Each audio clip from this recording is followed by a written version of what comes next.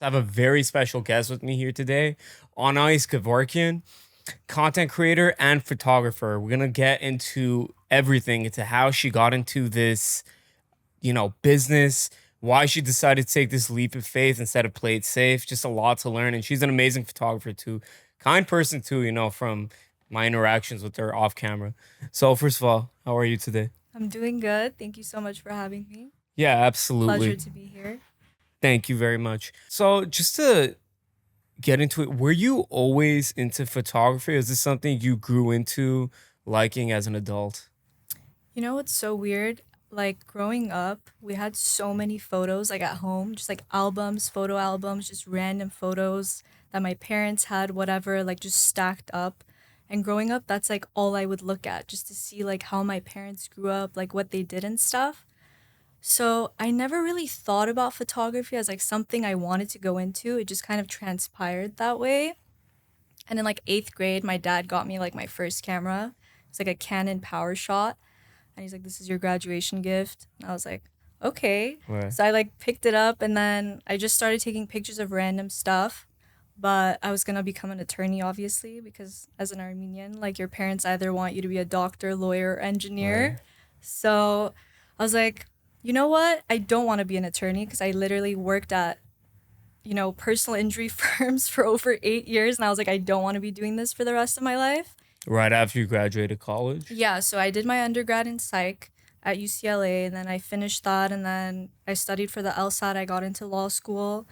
And literally before I started law school, I was like, I don't want to be doing this. And I told my parents, they're like, what do you mean? Like, you worked Right. so hard and all of this. And I was like, you know what? I want to be doing something that I think I could actually like enjoy instead of dealing with people every day. And I decided to like go into photography. I thought I had a knack for it. I thought I had an eye for it. And I just started doing it. And it transpired from there. Uh, so were you, because I always like to ask my guests is what do you think this is genetically inspired? Like were your parents, did they have an eye for it too and they passed it down? Or was it just your environment, circumstance? You had other friends that introduced you to this and you just started liking it, or were your parents more on the creative or artistic side as well? I think, well, the thing is, my mom's very creative and like she could design stuff, like literally anything she can design. My She a aunts are all like designer? this. No, they Oh, just do it for fun on the side. They're I very see. like artsy and creative. Just like they'll make like our Christmas tree, like the most beautiful Christmas tree you'll ever see, like the house decorations and everything. And I'm just like, oh my God, this is so amazing. But my dad, on the other hand, he's very like into film. He knows like every director, every actor, like their birthdays, how many Oscars they've won, like all of this stuff. Sometimes I feel like my dad doesn't even know as much about me as like movies. Right. So I'm Right. always like, Dad, like, why do you know so much? He's like, movie and film has always been my thing. So I feel like, in a sense, I've kind of picked up on little things from them, but I haven't really fully thought about, like, oh, my parents might have given me, the knack for photography or whatever. But I think they've had something to do with it. So, I see. Okay, yeah. And that's pretty brave of you to tell, Armenian parents, I'm gonna go be a photographer and yeah. not finish law. So that would, oh my god, my parents would kill me if so. It Yeah, was it, it was kind of complicated in the beginning, but like now they're like very happy. They're like, you're doing what you love and you're successful. So it's worked out. I mean, it would have been really awful if, I picked up photography and didn't do well and I knew nothing about it and I just picked up something. They would have been like, "What are you doing?" In the beginning it was like that, but now they're kind of like, "On ice, do you?" And I'm like, "Okay, yeah, thank you." yeah. So you have gained a lot of attention, especially in social media. You've had, a lot of your shots and your posts go viral, millions of views. What do you think it is that grabs people's attention and keeps them there? Because if people didn't like it, they wouldn't be viewing it. So what do you think it is that you do that um is liked? I think as a photographer and like a content creator, you have to do things that's different from everyone else. So it's like for me, I don't just like take photos of everything that everyone like takes of all the time. So like when I'm traveling, I'm like, what's something that looks different? What's something that stands out to me that wouldn't typically stand out to another person? So I've kind of learned to like pick up on little things like, reflective shots or like certain angles of things that usually people take another direction of. So I think the key is to do things that kind of stand out. Like, and I've noticed going through my posts, I have a lot of like a different like array of colors that I like to use. I like to have certain aspects of like my photography pop out, like with color. Color palette. Yeah. Yes, yes, yes. So if anyone like goes through my photography and like my Instagram feed, they're like, "Oh, like your color palette is so unique. It like stands out." Cuz like usually I'll have like a sunset or like something with the sun in like a certain pose, and then I'll have like black and white. And I don't like to just focus on one aspect of photography because I feel like we have only like wedding photographers or like portrait photographers or travel photographers. And I think as a photographer, like the most creative like field that you can basically get into, like why not try to do different things? Why not try to like do portraiture and then like travel and like black and white and try to like incorporate all of that together, you know? So Yeah. that's kind of what I picked up on that I like to do that kind of stands out to other people. Yeah, and I've always wondered, is there an emotional aspect to photography? And I'll give an example. One time, I won't say, who it is, but one time I was at the museum with a relative of mine, and if she's watching this, shout out to you. We were at the museum and she was telling me like a experience she had, that there was a picture of Mary holding baby Jesus, and like she was there with her friend, and like they were both started crying, and she was like, I was moved. And she's not that type of person. She's not an emotional person, from me understanding her all these years. So I was Yeah. like, oh, okay. Wow, we're getting deep here. I was surprised that she said that. So does photography give you that same feeling? It does. I think there are certain aspects of photography, especially black and white photography. I think that like nails the coffin on the head is like there's just something about black and white that makes you feel the aspect of that image in a completely different manner than you would with color. I don't know what it is. It's something that you like look at and you're like, wait, like there's more to this photo than like color would like bring out. You know what I mean? Yeah, it's like So that reminds me of the Armenian genocide yeah, the photos, black and photos. white, so like very sad. It's Yeah. you just look at these and you're like, oh my God, it does something to your heart. It like messes with it and you're like, oh my God, I never thought like to see black and white like this, but it really does. And like there's one Armenian photographer, and I don't know if you've heard of him, but have you seen those images of like Winston Churchill and like Albert Einstein, like all those famous images, like Nelson Mandela and so forth? Like when you search their names up, there's like this one portrait of each of these like figures that always pop up on like Google. And it was an Armenian photographer that took all of these images. And I didn't know about him until like 2 years ago. And his name is Yosef Harsh. His family like escaped the genocide and everything, and then he started like doing photography, and he became like the most notable like portraiture photographer of all time, like with like Robert Kennedy, like JFK, like all of these political figures that he would take pictures of. And just like looking at his photos, both like black and white and color, you see so much from an image. And it's just like just looking at these people's faces, you could just tell their entirety of their story, which is like something that also like pushed me because I was like, wow, an Armenian figure that did so much in photography. I was like, I feel like as Armenians, we tend to try to find Armenians that, have done notable things because we're so tight knit and we're so small. So like finding other Armenian figures, I think, is also like very important for me as an Armenian. So seeing that he did so much kind of like also pushes me to like go more in depth and like figure my way out with photography and like content creating and like doing big things for the Armenian people because I feel like especially now we need it more than ever. So Yeah, no, absolutely. Is there, is he the photographer that you look up to most, or is there like an array of people, or would you say that's your number one? I would say like doing research on photographers, he would be my number one because like seeing his images, I'm like, wow, this man actually took these pictures and they're like all over, like magazines, wherever you go, like these images pop up. But like Peter McKinnon is another one That's kind of like how I got into like finding the brands that I currently work with was through him, because like I've always loved his work, and he's like mainly travel based, like travel photography. But like the things that he pulls out are very unique in my opinion as well. Like he finds shots that other people wouldn't usually like go out and take pictures of. So Oh. So what because I know you've worked with, because it's one thing to be a photographer, which is great, but it's very hard to be profitable because so many people do it. there's so There many are so many photographers. photographers, like Yeah. wedding photographers, graduate, you name it, any type of there's so many of them. So it is very hard to come up and start making money out of it and get into these big partnerships. Like you've had some very big partnerships, which is super impressive. What would you say is one or two things that you did that differentiated yourself? I know you talked to me a little bit about reaching out to people, but if you could go a little bit more into detail, if there's people watching this that are inspired by what you do. I think in life, with absolutely anything that you want to do, persistence is key.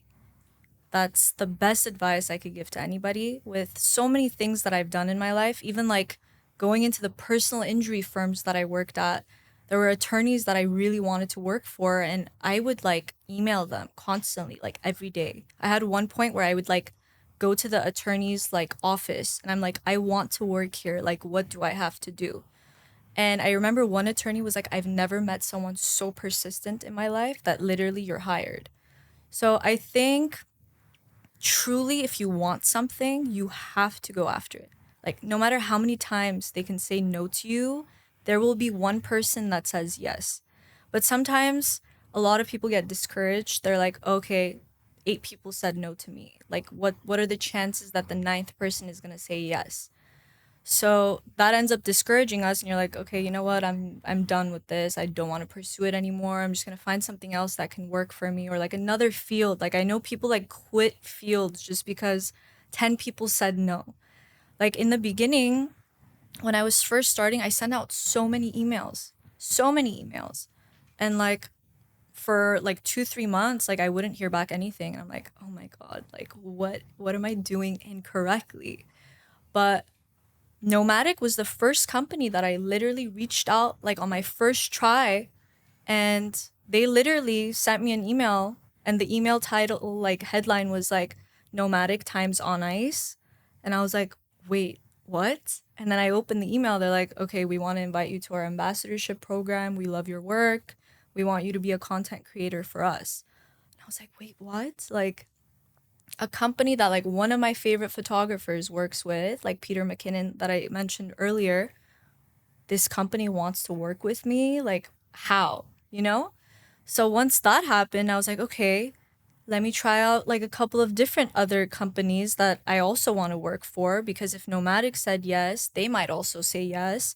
And they're kind of like similar in a sense, like Nomadic, Polar Pro, Moment. Those are like the three major companies that I have ambassadorships currently. And also this other company called Cool, which they're like Scandinavian based, and they like design, outdoor clothing and stuff. So four companies that said yes. And I'm currently working with them, but that I feel like that's like the moral of the story is just because certain companies say no to you doesn't mean that you're not made to go into that field. There's going to be a company that likes your work, you know? So it's just about persistence. So, What do you think you did correctly to get those four companies to say yes to you? Is it was the way you structured your email? Was it what you had to offer them? What do you think it was the way you approached them? What do you think you did correctly? I mean, the thing is, I would say the way I like structured my email, I, made it known like, hey, like I literally love your company. I've bought so many things from your company. I've even like recommended your company to my friends, family, and I know that I could be a great fit into your program or whatever it is you guys have to offer. Like, let's see what we can do. And the fact that they reached out to me was a huge deal for me. And I was able to even, like, the thing is, with persistence, you really have to, like, dig deep. Go out and search out emails of, like, directors of these companies, or, like, who owns and manages these companies. and see if you can send them an email. See like what you can do to like be a part of their program and stuff. I think that's really important. But I feel like a lot of people think when they get into any field that they're just supposed to sit and wait around until someone reaches out to them. But that's not the case, especially with like content creating and photography. You really have to like do research and be persistent and go out and like search for like, I don't know, the content creator manager of whatever company it is that you want to work for. Shoot them an email. The worst case scenario is they're going to say no, but you know, it's like if you don't do that, no one's ever going to know your name. You know, they who knew who Anaeis Gevorkian was if I didn't ever send out an email, you know? So, And honestly, yeah, it's all correct. And on top of that is if well, two things. If you don't do it, like they say, like you'll have a lot of regret in the yeah. future. So that's what I'm trying to alleviate now to not feel later. Like No, personally, you yeah, really have to push forward. I'm telling you, the worst case scenario is someone will say no to you. yeah. And that's literally it. There's been a lot of times, like in my career, my life and stuff, where people say no to me, then to say yes later Yeah. on. So then it kind of works itself out. But I'm not gonna lie, there has been times where it's just been no period. But there, you never know what happens 6, 7, 8 months down the line, 3 months down the line.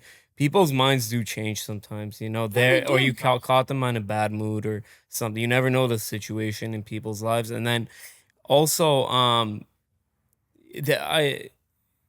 if you are unconfident or unsure of your work or whatever it is, you don't think it's good enough, even if you are correct in what you're thinking, uh, just trying to get scared or worried or uncomfortable is better than just not doing anything at all. Because me in my personal life, I've done so many things with so much fear inside of me, but it ended up working itself out. So I'm like, okay, I just did it scared and it worked. So you don't always have to be super confident in everything. I think that's a lie that's been sold. So yeah, yeah.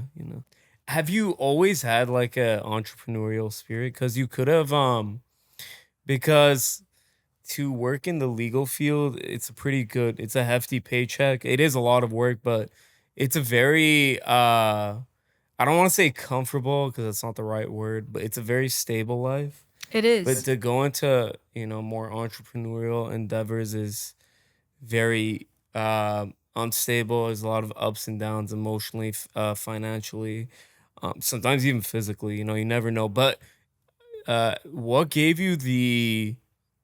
Did you always have that courage inside you to pursue that? Because I'm sure you took an audit, you know, before you decided to take that leap of faith. Because you said, I could have been making X amount of dollars if I stuck with law, with being an attorney, being a lawyer, but you decided to go your own way anyway. Did you always have that entrepreneurial spirit inside of you, or was it the fear of doing what you don't want to do, or what was it?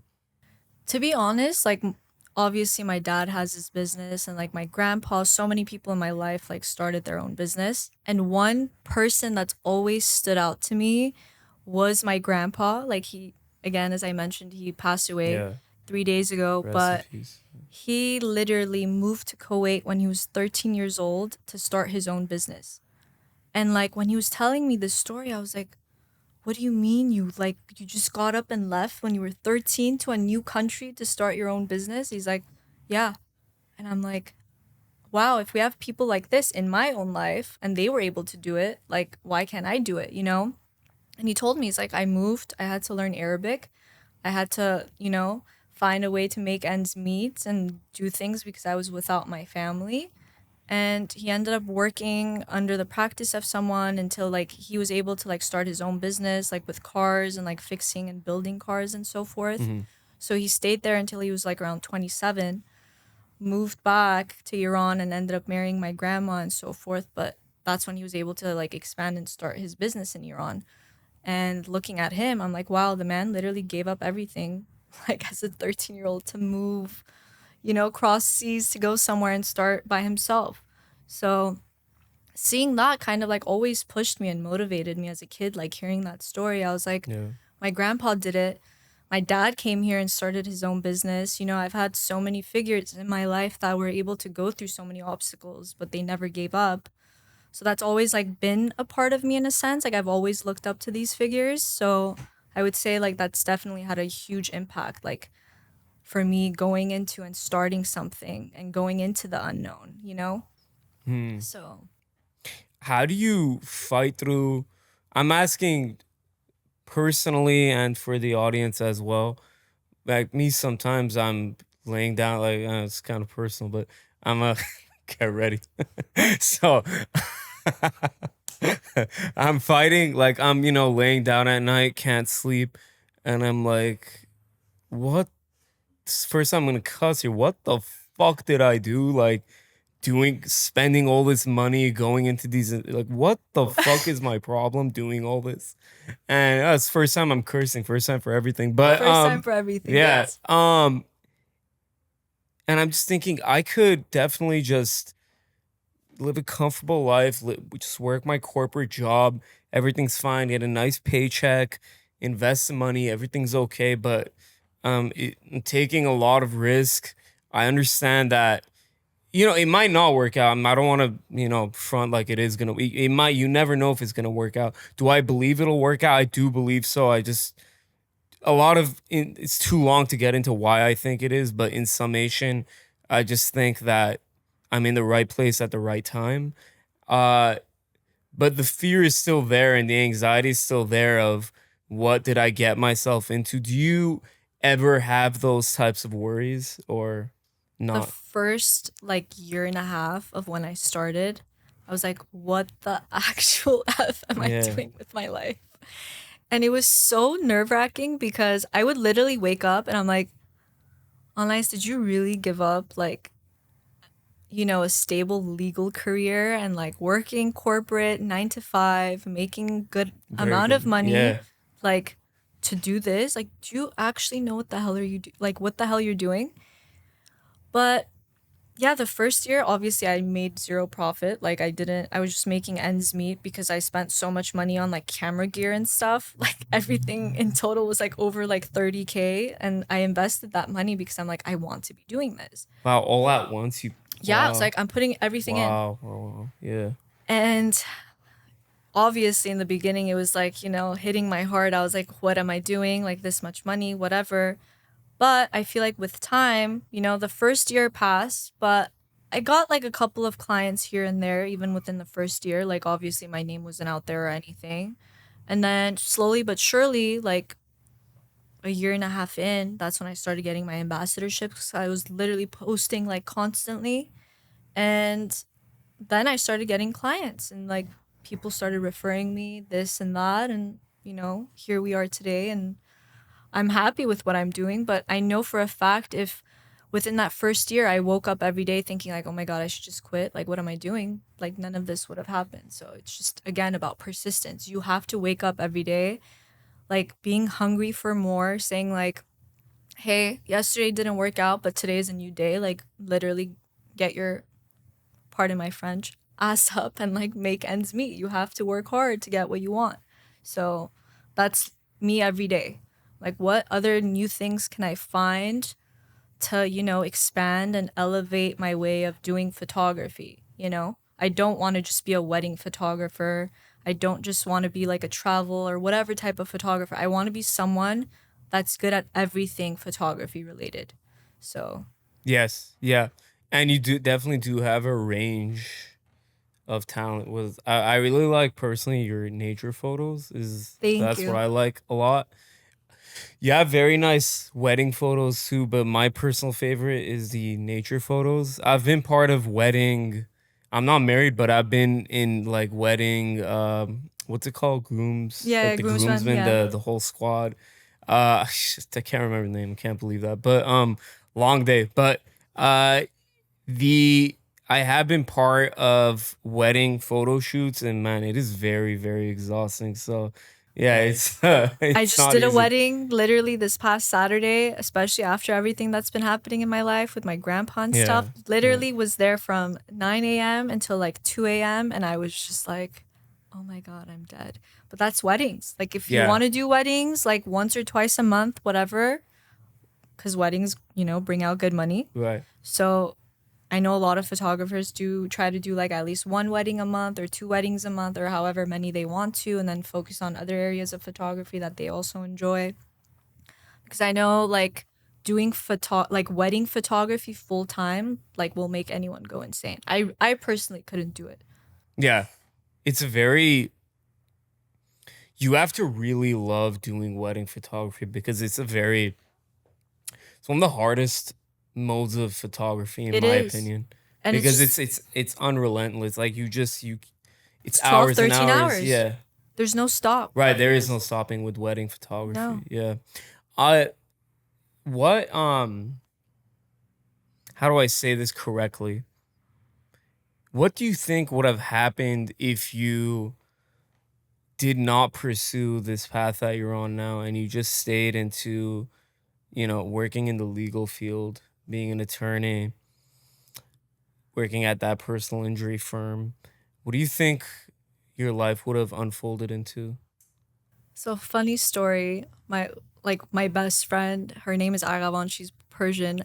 She when we were at UCLA together, she wanted to go into dental school, and I was like, oh my god, please quit dental. Like do like law with me, and she's like, I am not doing that. I'm like, no, just do it. Like you're meant to be an attorney, and she ended up quitting dental to do law, and Wow, you're convincing. Wow. I Yeah. ended up Yeah. quitting law. Jeez. She became an attorney. She passed the bar on her first try. And, she's working for like insurance firms and so forth. But I look at her now and she's constantly working. And obviously, as my best friend, I'm like, oh my God, like this girl gets no breaks. And she's just relentless. She's always working. And I'm like, do you ever get a break? She's like, no, I have to make my hours meet. Or else, like, I can't be at the firm. So looking at her life and then thinking about my life, if that was gonna be me waking up, weekends even to answer people's emails and like people like being rude to me, but I still have to like be nice because I work for them, I could never do it. And one of the examples that like transpired me to going into like photography was I worked for a company. I'm not gonna name the name of the company, but I worked for a really notable like law group. And basically what ended up happening was they like dealt with like Fortune 500 companies and they did like all the visa work for the people from overseas that were working here.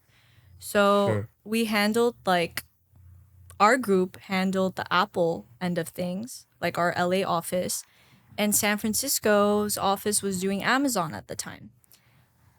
And right when COVID hit, we ended up going from doing Apple's work to handling all of Amazon's stuff, and Apple got switched over to the San Francisco office. So basically, we started So it working was a from home. switch up. Yeah, Sorry to interrupt. it Yeah. was a Okay. switch up. Yes. And basically, I had no knowledge of any of the Amazon stuff, but a lot of people in the office did because they worked with both ends. And I was one of the new people that they hired. And literally working from home, and out of nowhere they're like, yeah, you guys are going to be handling Amazon stuff. And I was like, oh my god, I don't know anything about Amazon stuff.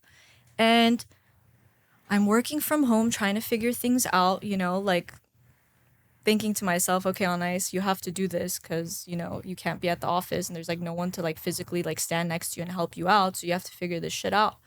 And I ended up emailing one of like my higher ups to be like, hey, I need help with the Amazon end of things. It's not clicking. Like everything's super different compared to Apple. Oh, And like the work yeah. processes. Yes, yes. And Yeah, I it was makes like, sense. what am I supposed to be doing? And I asked very nicely. I was very courteous and I sent the email. This girl had the audacity to email me back being very rude. I'm not going to say everything that she said in the email, but at the end of the email, the part that really threw me off was when she literally put in quotes, I hope this clicks. Like basically saying, you're stupid, but I really hope this email makes something, come Yeah. to life for you. When I saw that email, I emailed her back. I was like, the fact that you're speaking to me this way is very inappropriate. Like I was being very nice to you. And I went full blast on her. She was your higher Yeah, manager? she was my higher up. Your higher up. Yeah. Okay. Yeah. And as soon as I saw that email, I was like, there's no way in hell I could work for people like this. Like, what am I doing with my life? You know, for people to be this rude when you're asking a question just to be able to handle the workload. So you emailed her back. What did you say, and then how did she respond? If you don't I mind. literally went full blast on her. I was like, I'm just trying to be nice to ask you a question, but you're literally like belittling me, making me seem stupid, which I'm not. And at the end of the email, I literally put in quotes as well. I was like, I hope this clicks for you. Like, for you to not talk to me in this manner ever again. So you really wrote that? Yeah. Yeah. Wow. Okay. And So then I was done working for that right. office. What And did? she literally got so scared. She didn't send an email back, but I got a call from like the actual boss of the law group. Oh, okay. And he's like, you need to go online right now. I was like, okay. I went online and I knew exactly what this was about. I was like, I'm done working for this firm before you even think about firing me. I quit. And I was like, I will be at the office today to pick up my check. I'm not going to wait my 2 weeks because of how rude you guys are. And I literally closed my laptop. The screen went blank. I was like, I really am done working for this office because of just, how you guys took control of everything. Like, we're Wow. literally working from home. I'm the newest hire, like, for the office. And obviously, I don't know. That's why I'm asking you guys a question.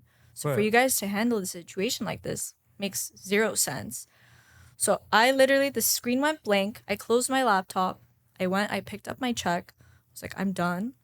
And then I was like, okay, Anais, you really have to figure out what you're doing now because you going into the legal field, you've worked for 8 years, makes zero sense. So I was like, you know what?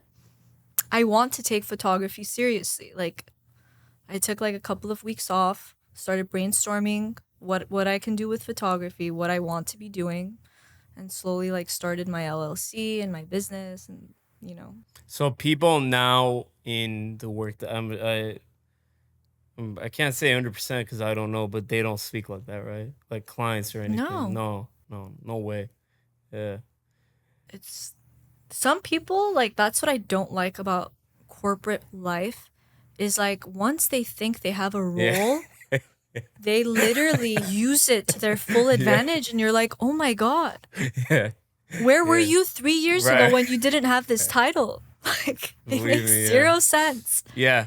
Yeah. And it's unfortunate, but and a lot of people like to ride off of the prestige. And I Oh yeah, understand because for sure. Simon Cowell, I was watching an interview and he said something really smart. He said his father said that if everyone has a sign on their head saying I want to be important. So they kind of ride off that prestige Yeah. and like that, Yeah. but just belittling people and just wrecking their mental health. I've had friends that have had their mental health just really taken down just because of the type of work environment they're in, the nature of their work. And it really isn't worth any of the prestige in the world to just No. be abused. It really isn't. I Yeah. think a lot of people don't understand that there's a difference between being confident and being rude. Like some Right. people think them being rude and like putting people down is them showing their confidence. And And I'm then like, they mask it as being I'm direct. It's like, no, yeah, you're not. you're You're not not being direct. direct. You're just an asshole. Yeah. Yeah. Yeah, but some people really just don't see it like this. And that law office was a great example. I was like, first of all, if we really want to get into the nitty gritty, you don't even have a degree. So if I need to be like, hey, I got mine from UCLA, like I never go up to people Right. to Yeah. say that, No. you know? But I can, but I don't choose to. Like, No one wants to hang no around one want, someone. Yeah. yeah, No one it likes people. doesn't, Right. it's just have manners. Right. Know that everyone comes from somewhere. Right. And like if you're confident, great. If you're gonna be a rude asshole, like stay away Then from me, yeah, you know? yeah. I don't need that in Definitely. my life. Right. So moving forward to what you do with Nkar Studios, right? So Nkar Studios, go into a little bit into what gave you the courage to, start that business. Cause you could have just been a freelance photographer, but you made your own business out of it. So go into a little bit into, why you decided to do that. So one thing I will say is when you start your own business, you literally know that like in California, you literally have to pay $800 just to maintain your LLC. Yeah. So for me, like doing that, I was like, okay, if I can't even make $800 a year, I should not be doing this. You know, that in itself will explain to me, 800 like, from the business, you mean? yeah, Oh, like, okay, okay. yeah. Yes. So when I started, I was like, okay, this will give me incentive. Like, I have to at least make $800 to be able to make payment to hold my LLC. So Sure. if I can't do this, then I really should not be doing this for the rest of my life. So that in itself kind of like pushed me like, okay, let's start an LLC. Let's make payment. Do absolutely everything you can on Ice, at least in your first year, just to make $800 to, pay off your $800 debt that you're gonna have and go from there. So, in that sense, that kind of motivated me. That kind of pushed me. I was like, if I can make $800, I can make $10,000.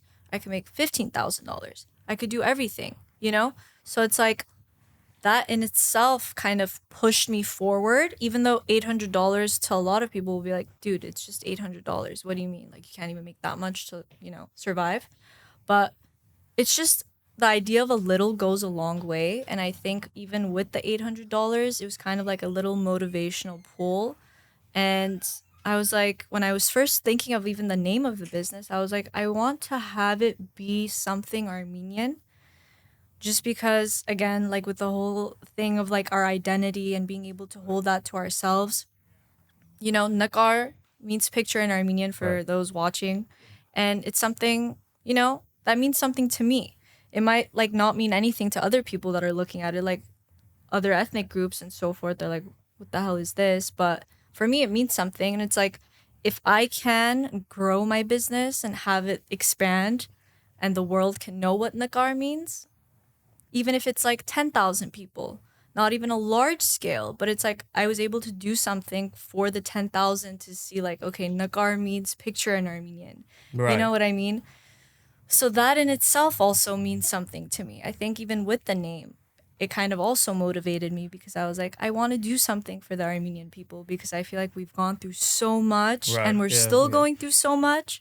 So that in itself has also like pushed me and motivated me. So No, that's definitely, I think that's important to have your identity and then let the world understand it. Even if you think that, well, it doesn't matter who cares. Well, maybe, there is going to be a group of people that won't care and then a group of people that will. That's just like life is it's like always that. just with who resonates With with who what it, yeah. resonates. And yeah, you can never, if you want to catch everyone, you'll catch nobody. That's what I've learned. That's what I So was saying. yeah, yeah, yeah. It's just being persistent with whoever ends up finding your work impressive. That's Hmm. all you should care for.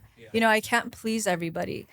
Not everyone's gonna like me, but I feel like oftentimes we become delusional because we want to make the world like us. Yeah. We want to be the most likable person and this and that, but you can't please everybody. No, and we don't stand with the power of God, we're No, just mortal people, right? So exactly. I want to close off things by asking, where do you see Nkar Studios going, let's say the next 5 years from today? I honestly want to expand. Like for me, I love traveling so much. Like that's like, my biggest thrill in life is just going to different parts of the world. So if I can with time like expand and like, get photographers in other parts that work under Nagar and so forth, I think that would like be the happiest and most like ideal goal for me. Sure. I don't think that's possible in 5 years. Maybe in 5 years, I can, open up maybe like a couple of studios in like LA or like surrounding areas. But like ideally, I feel like the end goal for me would be to like expand like globally and like make myself and Nagar like known. So that's kind of like where I'm trying to head towards. So Wow, you'll be like a staple, a mogul. I You'll want to have do things for the Armenian community. Like I've always had that in me. Like because we've gone through so much, like all these wars, and I yeah. feel like so many people like put us down differently.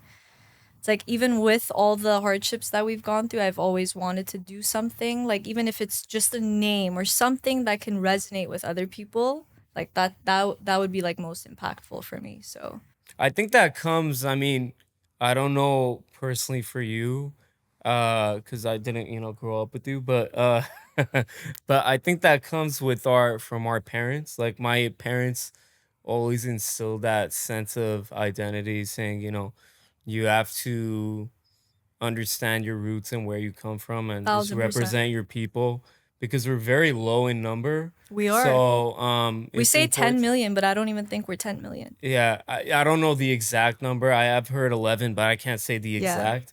But in summary though, we are very pretty low in numbers. So that that that spirit's instilled in us to tell other people where we come from is where we are and where our identity's from. And that could be via business, via poetry, via just you explaining your background. But via business is a very powerful medium because, just business is things that people all around the world can relate No, to. for sure. If you Yeah, keep growing and you expand on such a like global scale, who can come and shut down your business? right. You know? And you're And like by the way, Armenian and you yeah, keep growing. So, yeah, and that's not contingent to you what race you are, no. religion or anything. Like it's not contingent to any of that. If you have a business that works, people are going to buy into it. So it's Dave's Hot important Chicken is a to great example of that too. Like what? Dave's Hot Chicken, they're Armenian, like the Right. founders are Armenian and they're growing on such an, Yeah. massive scale and So through that business, you explain your identity, kind of yeah. like what you plan on doing, which is very admirable because there are a lot of people that utilize business in a way to just gain power for themselves. But it's good that you have um more of a I want to say not loving, but more of a I can't the word isn't coming to me right now, I feel but like you're thinking more of like a compassionate like basis. So like yeah, more of a, people I guess you could yeah. say that, yeah, more of a compassionate basis, more of a conscious basis, I would say. So it's very impressive, and we need people like this to be successful instead of people that are just in it for themselves. No one wants to work with that type of No. guy or girl. I So think power can only get to a certain extent in life. I think if you mm, have all the power, but you really are a piece of shit of a human being at the end of the day, like, yeah, you get no one's gonna crushed. want to be Yes. next to you. Yeah, just like we're both fans of Jordan Peterson, and Yeah. he Be he he talks humble. about power and that utilizing power, you could utilize power, but then you will slowly be crushed by other Yeah. people quickly because Yeah. they don't people want to work with those that could get along with others. We have a misconception that you have to be the alpha and just dominate everything, but those alpha types of personalities, when they're not helping other people, they get left behind and Yeah. crushed because they're not useful to the group. No. That's the most important part of being a person, is to be communal and help out everyone around you, which I'm sure this is what you do from meeting you and understanding more of what you do. I think it's always important to be humble, especially knowing your beginnings and where you come Yeah, from and so forth. I think 100%. that like ends up taking you on your own journey, like wherever life takes you, like you end up pulling that with you. Yeah, But a lot of people don't have that yeah, because they're just like, oh, I just want to be powerful and I just want to dominate the world for the rest of my life. But it's like, how much longer can you keep the act for, you know? right. Yeah, So, that's all it is. It's an yeah, act. it's an act. Yeah, yeah. So, Perfect. Well, we could, get into this all day, but I don't want to take up all of your time. Thank you very much for coming on and speaking to me. I thank you really for having appreciate me. it. So where can people find you? Go ahead. Where can people find you if they want to get into contact? Find me on Instagram, everybody. I post a lot of my content there. My website's on there. All my other social media platforms you can find, and it's under Anaeis_Gevorkian. So on Instagram. Perfect. Yeah, we're gonna go ahead and link that in the description. Comment down below what you liked about this interview. Thank you very much for watching. Thanks everyone, and we'll Thank see you you at so the much, next one. guys. Thank you. Thank you.